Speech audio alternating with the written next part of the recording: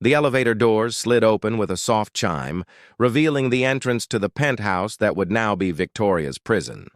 She stepped into the marble foyer, her heels clicking against the cold stone, each sound echoing like a countdown to something inevitable.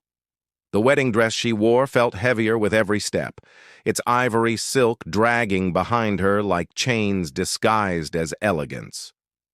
26 years old, and her life had already been sold to the highest bidder.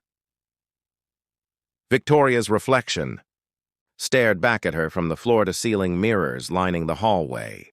She barely recognized herself. The professional makeup couldn't hide the exhaustion in her eyes, the fear that had settled into her bones during the ceremony. Just hours ago, she had stood at an altar before 200 strangers, speaking vows, to a man whose handshake was colder than winter frost. Julian Frost. Even his name sounded like a warning. The penthouse stretched before her, all glass and steel and sharp edges. Everything was meticulously designed, brutally modern, without a trace of warmth or personality. Track lighting cast harsh shadows across abstract art pieces that probably cost more than her father's entire failed business. The furniture looked expensive and untouched, as if no one actually lived here. This was not a home. It was a showcase, a monument to success built by a man who valued control above all else. Her hands trembled as she removed her veil, setting it carefully on the entry table. The diamond on her finger caught the light, a massive stone that felt more like a brand than a symbol of love. There had been no love in this arrangement, only desperation. Her father had come to her 3 months ago, broken and pleading, explaining that his company had collapsed under debt. The bankruptcy would take everything, including the tuition money for Owen's final year of medical school. Her little brother, who had worked so hard, would have to abandon his dream of becoming a surgeon. Then Julian Frost had appeared with an offer that sounded too convenient to be coincidence. He would absorb her father's debts, pay for Owen's education, and provide financial security for her family. In exchange, Victoria would become his wife. Not a partner, not a companion, just a wife. The contract had been explicit about expectations and boundaries. She would live in his home, attend events at his side, and play the role of Mrs. Frost for the cameras and shareholders. Beyond that, he wanted nothing from her. Victoria walked deeper into the penthouse, past the designer kitchen that looked like it had never been used, past the living room with its uncomfortable-looking furniture arranged like a museum display. She found the master bedroom at the end of a long hallway, the door already open, waiting. The room was enormous, dominated by a massive bed with charcoal gray linens. One entire wall was windows, offering a breathtaking view of the city below, lights twinkling like fallen stars across the darkness. But Victoria couldn't appreciate the beauty. Her attention was locked on the figure standing at those windows, silhouetted against the glowing cityscape. Julian Frost stood perfectly still, hands in the pockets of his tailored pants. He had removed his jacket and tie, but his white shirt remained crisp and unwrinkled, as if the wedding and reception had not affected him at all. His dark hair was styled precisely, not a strand out of place. Even in this private moment, he looked like he was posing for a magazine cover about ruthless success. He didn't turn when she entered. His voice cut through the silence like a blade. "Close the door." Victoria obeyed, her heart hammering. The click of the latch sounded final. "You signed the contract," Julian continued, still not looking at her. "You understand the terms. This marriage is a business arrangement. I need a wife for appearances. You need financial security. Those needs are being met." She forced herself to speak, though her voice came out smaller than she intended. "I understand." "Good." He finally turned, and Victoria felt the full weight of his gaze. Julian Frost was handsome in a sharp, dangerous way. High cheekbones, a strong jaw, piercing blue eyes that seemed to calculate everything they observed. He was the kind of attractive that warned rather than invited. People called him the Ice Prince in the business magazines, and standing in his presence, Victoria understood exactly how he had earned that title. His eyes moved over her with cold assessment, taking in the wedding dress, the careful styling, the nervous posture. "You look terrified." "I'm not," Victoria lied. His mouth curved into something that might have been amusement, but held no warmth. "Your pulse is racing. I can see it in your throat. Your hands are shaking. You're gripping that bouquet like it might save you from drowning." He moved closer, and Victoria fought the urge to step back. "But there's no need for fear. I have no interest in you beyond what the contract specifies. You'll have your own room down the hall. This space is mine." Relief and something else, something confusing that might have been disappointment, flooded through her. "Then this is just for appearances." "Everything is for appearances, Mrs. Frost." He walked past her toward the door, and Victoria caught a scent that was distinctly him, cedar, and something clean and cold. "You'll find your belongings have been moved to the guest suite. Natasha, my assistant, left instructions on the desk regarding your schedule. We have a charity gala on Friday. You'll need to look the part." He paused at the doorway, his hand on the frame. For a moment, his attention snagged on something across the room. Victoria followed his gaze and spotted what had caught his eye: a stack of papers on his desk, covered in sketches. Architectural drawings, detailed and beautiful, showing buildings that curved and soared in ways that seemed almost organic. They looked nothing like the cold, modern penthouse surrounding them. Julian's expression flickered, something painful crossing his features before the mask of control snapped back into place. When he looked at her again, his eyes were harder than before. "Some things are better left broken," he said quietly, and Victoria couldn't tell if he was talking about the sketches himself or the strange arrangement they had just entered. "Don't try to fix what you don't understand." Then he was gone, leaving Victoria alone in the enormous bedroom, surrounded by luxury and emptiness, wondering what secrets were hiding behind the ice in Julian Frost's eyes. Morning light filtered through the floor-to-ceiling windows of the guest suite, waking Victoria from a restless sleep. She had spent most of the night staring at the ceiling, replaying Julian's words and the strange pain she had glimpsed in his expression when he looked at those architectural sketches. "Some things are better left broken." The phrase haunted her, echoing in the spaces between her thoughts. The guest suite was beautiful in an impersonal way, decorated in soft grays and whites with expensive furniture that felt like it belonged in a hotel. Everything was perfect and lifeless. Victoria showered and dressed in simple jeans and a sweater, her own clothes looking oddly casual among the designer pieces that someone had unpacked into the walk-in closet. She wondered if Julian had already left for work, if he was the type to disappear before dawn to avoid uncomfortable morning encounters. The penthouse was silent when she emerged. No sounds of movement, no television, no music. Just the soft hum of climate control and the distant noise of the city below. Victoria wandered through the space with new eyes, no longer distracted by fear and exhaustion. She noticed details she had missed the night before. The art on the walls was all abstract and modern, chosen for investment value rather than beauty. The books on the shelves were business titles and classic literature, arranged by height and color clearly never read. Nothing in this space suggested that a real person lived here. It was a stage set, carefully designed to project success and power. She found the kitchen and made coffee, grateful for something familiar to do with her hands. As the machine hissed and gurgled, Victoria noticed a note on the marble counter, written in sharp, precise handwriting. "Natasha will arrive at 10 to brief you on upcoming events. Credit cards are in the drawer by the phone. Use them as needed. JF." No warmth, no greeting, just instructions. Victoria felt a strange ache in her chest. This was her life now, living alongside a stranger who communicated through notes and contracts, who looked at her like she was another item to manage on his schedule.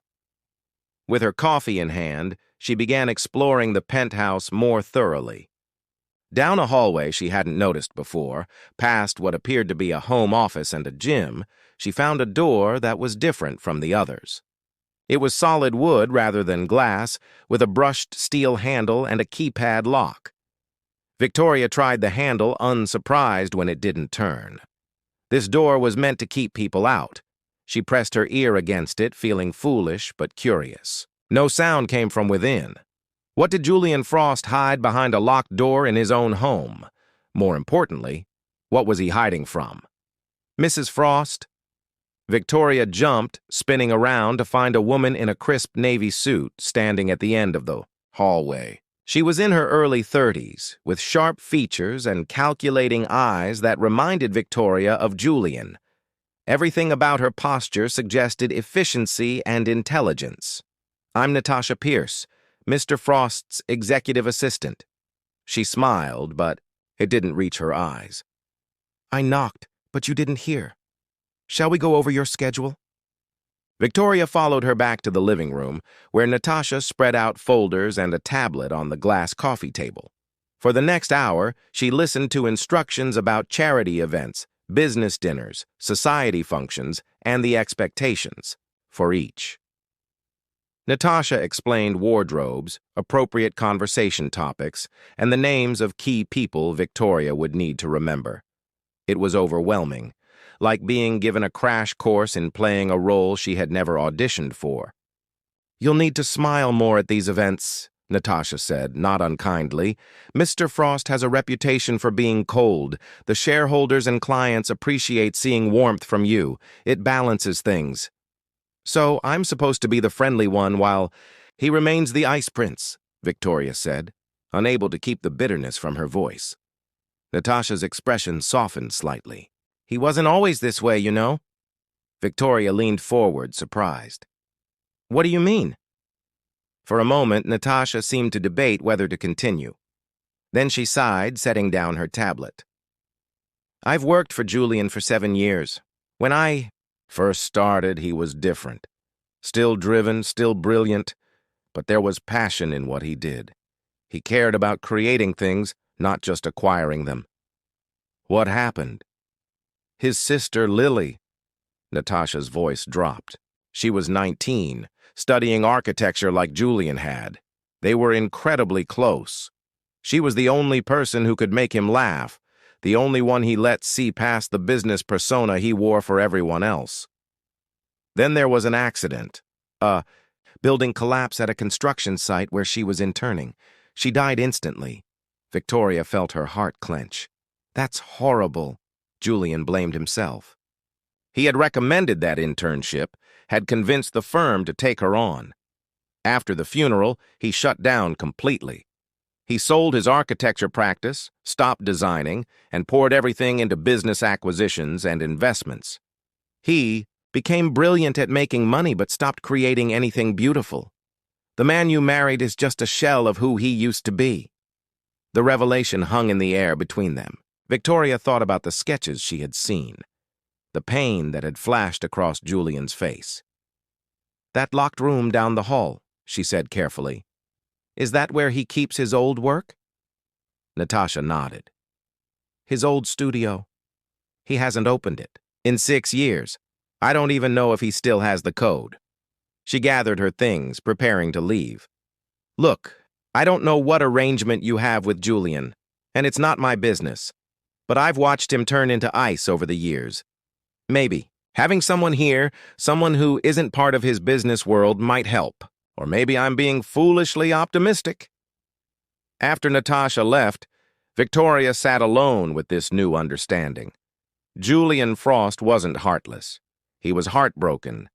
He had built walls so high and thick that no feeling could reach him, because feeling meant remembering, and remembering meant pain.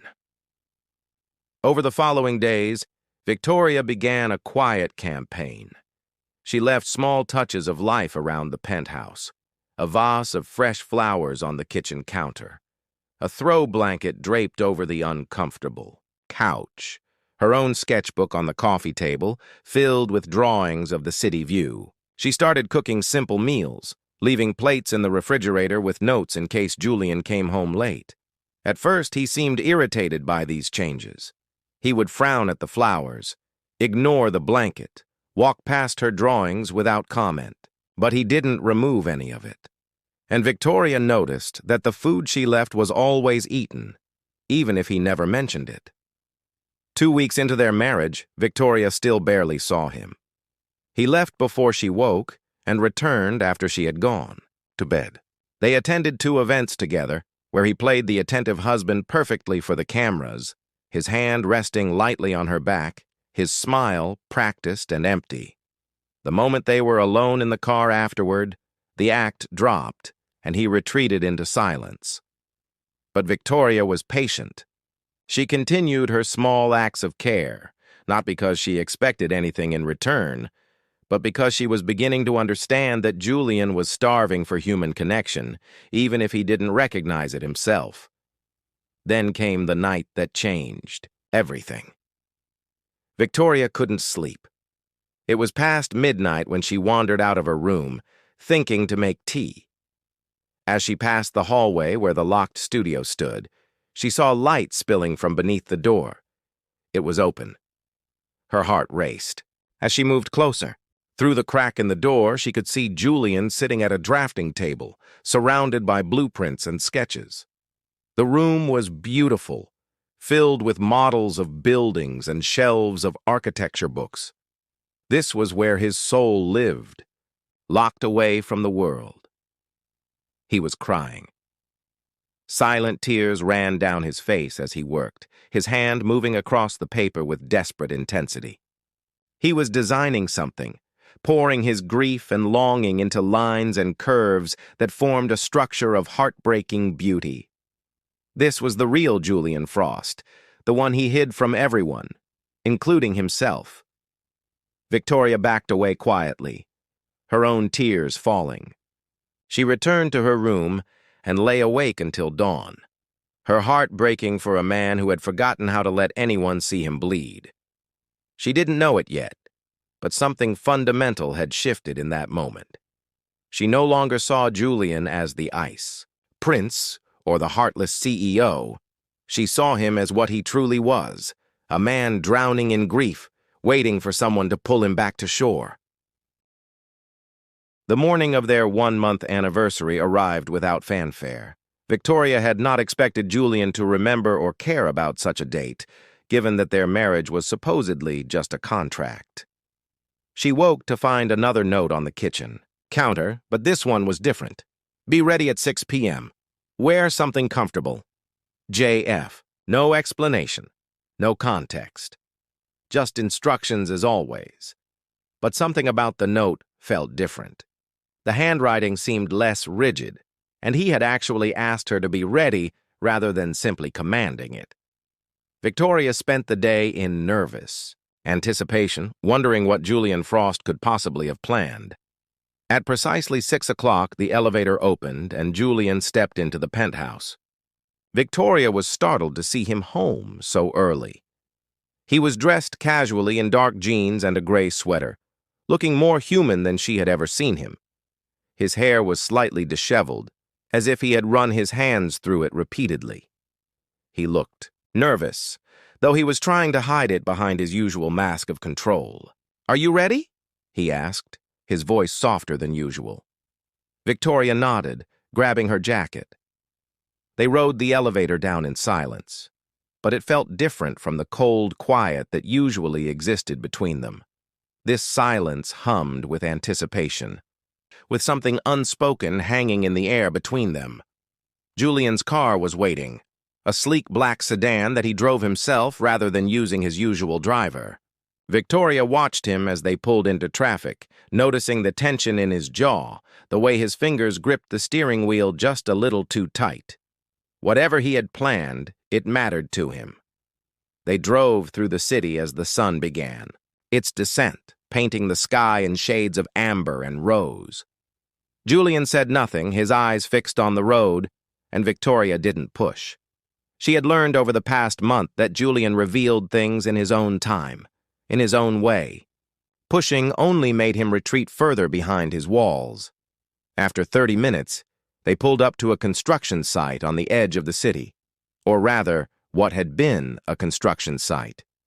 The barriers were down, and a beautiful building stood complete.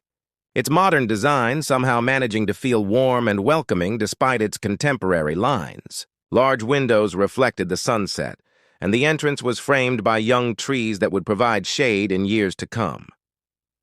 Julian parked and turned off the engine but made no move to exit the car. He stared at the building, his expression unreadable. "What is this place?" Victoria asked gently. "A children's hospital," he said quietly. "Specialized care for kids with cancer and rare diseases. It opens next week." He paused, his hand still gripping the wheel. "I designed it." Victoria's breath caught. She looked at the building with new eyes, seeing the architectural brilliance she had missed at first glance. The way the windows were positioned to let in maximum natural light. The gentle curves that made the structure feel less clinical and more hopeful. The gardens visible through the glass, bringing nature inside for children who would spend months within these walls. "Julian, it's beautiful," she whispered. He finally looked at her, and the vulnerability in his eyes made her heart ache. "Come inside. I need to show you something." They walked through the main entrance together. The interior was even more stunning than the exterior.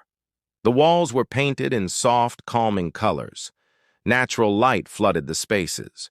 There were play areas and family rooms, designed to feel less like a hospital and more like a place where hope could survive even in the darkest times.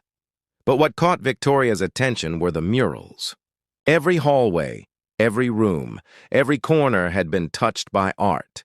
Whimsical paintings of forests and oceans, of stars and adventures, characters that seemed to leap off the walls, inviting imagination and wonder.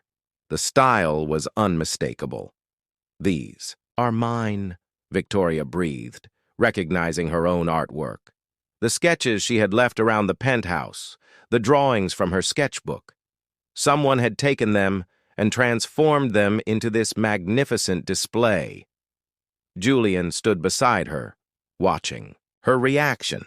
"I had them transferred and expanded by a team of artists working from your originals. Every piece in this hospital is based on something you created." Victoria turned to him, tears already forming in her eyes. "I don't understand." He took a shaky breath, and for the first time since she had met him, Julian Frost looked genuinely afraid. "A month ago, I was dead inside. I had convinced myself that I was fine, that success and control were enough. Then you walked into my life and you started leaving pieces of beauty around my empty penthouse, flowers, drawings, little notes. You saw the coldness I had built around myself, and instead of accepting it, you quietly insisted on warmth." He ran a hand through his hair, the gesture breaking his usual composure. "I watched you. I saw how you thanked the doorman by name, how you smiled at strangers in the elevator, how you left food for me even when I never acknowledged it. You were so alive, so full of kindness, in a world I had made deliberately lifeless. And something in me started to thaw." Julian moved to a large window overlooking the garden, his reflection ghostly in the glass. "One night, about 2 weeks ago, I opened my studio for the first time in 6 years. I don't even know why. But I sat down and started designing again, and all I could think about was your art. The way you saw beauty in simple things. The way your drawings felt hopeful. And I realized I wanted to create something that mattered again, something that would help people. The way my sister always believed architecture could." He turned back to Victoria, and his eyes were bright with unshed tears. "This hospital is named after Lily, but it exists because of you. Because you reminded me that I'm not just a businessman, that I used to be someone who created beauty, who believed in making the world better. You brought me back to life, Victoria, and I didn't even realize I was dead until you did." Victoria's tears were falling freely now. She moved closer to him, her heart pounding so hard she thought it might break through her chest. Julian reached out and gently caught one of her tears with his thumb. The gesture was so tender, so unlike the cold man she had married, that it took her breath away. "I know this started as a contract. I know I gave you every reason to believe I was heartless. But somewhere between your flowers and your drawings, and your quiet kindness, I fell in love with you, completely, terrifyingly, in a way that makes me want to be the man I used to be, the man I think you deserve." Victoria couldn't speak. Words had abandoned her entirely. She stood frozen, speechless, as everything she thought she knew about Julian Frost shattered and reformed into something entirely new. "I'm not asking you to love me back," he continued, his voice rough with emotion. "I know I've been cold and distant. I know I've treated this marriage like a business deal.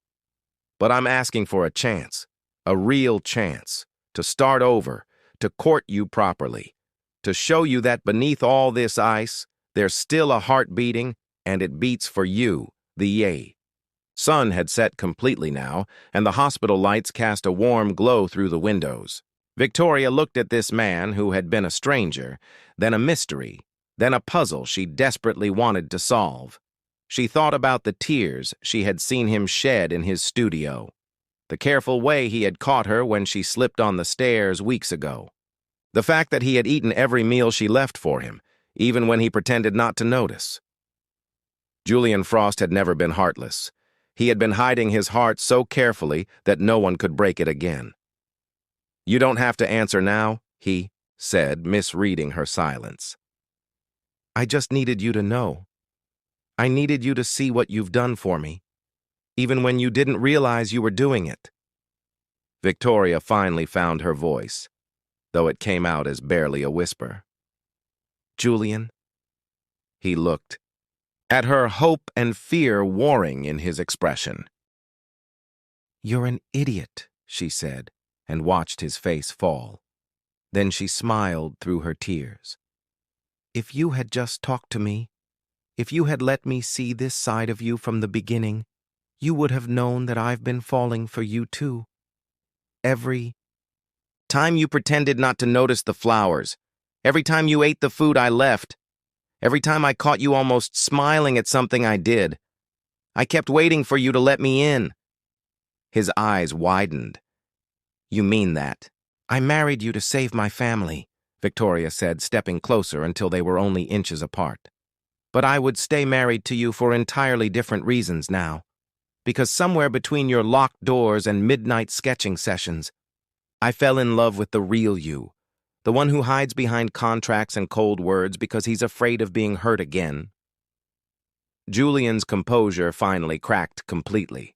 He pulled her into his arms, holding her like she was the only thing keeping him anchored to earth. Victoria wrapped her arms around him, feeling him tremble against her, this powerful man who had built an empire but forgotten how to let himself be vulnerable.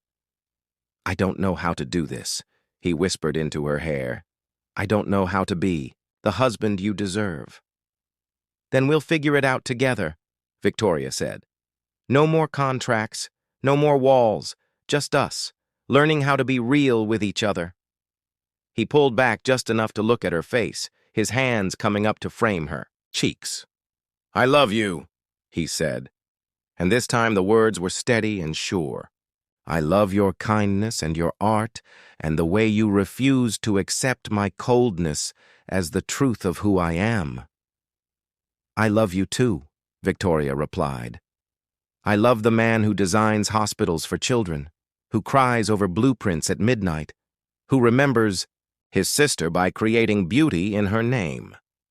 Then Julian kissed her, and it was nothing like the cold, perfunctory kiss they had shared at their wedding. This kiss was warm and desperate and full of promise. It tasted like tears and hope and new beginnings. When they finally broke apart, both were smiling through their tears. The first stars were appearing in the darkening sky above the hospital. Through the windows, they could see the gardens and the murals, the space they had created together without even realizing it. A place where broken things could heal, where hope could survive, where love could grow in unexpected places. Julian took her hand, lacing their fingers together. "Thank you for not giving up on me." "Thank you for opening your door," Victoria replied. They stood together in the hospital lobby, no longer strangers, bound by contract, but partners bound by something far stronger. The ice had melted, the walls had fallen, and in their place, something beautiful was beginning to grow. As they walked back to the car, Julian kept her hand in his, as if afraid. She might disappear if he let go. Victoria squeezed back, a silent promise that she was real. This was real, and they had all the time in the world to figure out how to love each other properly. The Heartless CEO had found his heart again, and Victoria had found hers in the most unexpected place, in a man who had forgotten how to feel until she reminded him.